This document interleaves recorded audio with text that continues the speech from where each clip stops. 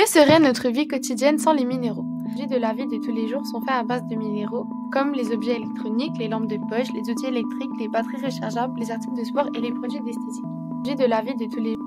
Aussi, il y a ce qu'on appelle des charges minérales. Ce sont des minéraux broyés qu'on utilise dans les produits manufacturés. Donc le papier, la peinture, le plastique, les caoutchoucs, etc. Tout ce qui se retrouve dans les papeteries généralement.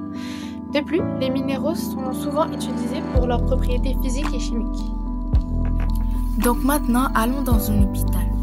Donc ici, nous avons une belle petite chambre d'hôpital parfaitement normale qui donne une belle vue vers la ville.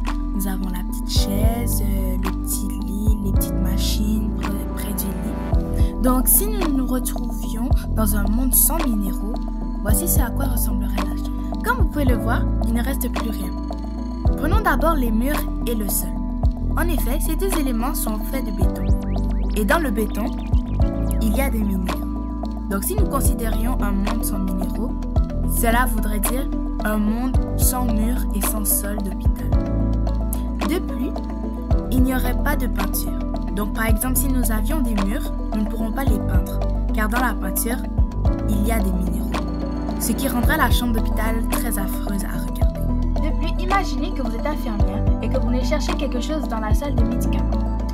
Dans celle-ci, vous trouverez probablement du plastique, des médicaments, des outils de toutes sortes, comme du métal, du plastique et du caoutchouc.